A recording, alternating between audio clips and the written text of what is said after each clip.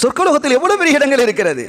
அந்த சொர்க்கலோகத்தினுடைய இடங்கள் எவ்வளவு அற்புதமானது, ஆச்சரியமானது என்பதை குர்ஆனும் ஹதீஸும் விரித்து பேசும். இன்ன ஃபில் ஜன்னத்தி லகுரஃபன் யுரா லுஹூருஹா மின் புத்தூனிஹா வ புத்தூனுஹா மின் லுஹூரிஹா. ஸல்லல்லாஹு சொல்றாங்க, அற்புதமான சில அறைகள் இருக்குது. அந்த அறைகளில் இருந்து உள்ள இருந்து வெளியில பார்க்கலாம், வெளியில இருந்து உள்ள பார்க்கலாம், வெளியில உள்ள இருந்தும் வெளியில பார்க்கலாம், வெளியில இருந்தும் உள்ள பார்க்கலாம். சில பொழுது அவங்க நினைச்சா வெளியில இருந்து உள்ள பார்க்க முடியாது. இப்படி எல்லாம் சில அற்புதமான காட்சிகள் இருக்கும்.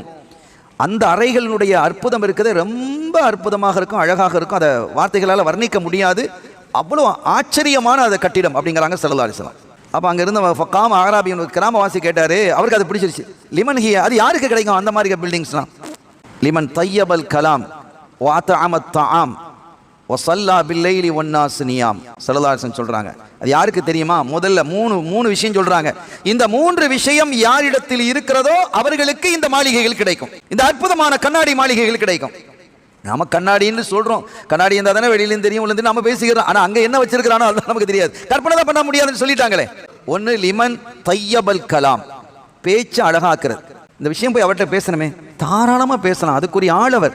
அவருக்கு பிடிக்குதோ இல்லையோ ஒருபோதும் என்ன செய்ய மாட்டார், கோவப்பட்டோ அசிங்கப்படுத்தியோ அனுப்ப மாட்டார். அவர் சரினா அழகா சரியும் பாரு, இல்லைன்னா இதை விட்டுருங்க அப்படின்னு அழகான முறையில பேசி அனுப்பிடுவார், அவருக்கு பிடிக்கலன்னா. ரெண்டாவது வாத்தஅமத்தாம், உணவு கொடுக்கிறார் எல்லா ஏழைகளுக்கும், அல்லது பொது விஷயங்களுக்கு, மஜ்லிஸ் ஸல்லல்லாஹு அலைஹி வஸல்லம் மஜ்லிஸ்களுக்கு உணவு கொடுக்குறாங்களா இல்லையா? அந்த மாதிரி உணவு கொடுக்கக்கூடியவராக இருப்பார், அடுத்தவர்களுக்கு உணவு கொடுப்பதிலே ஒரு இன்பம் காணுகிறார்.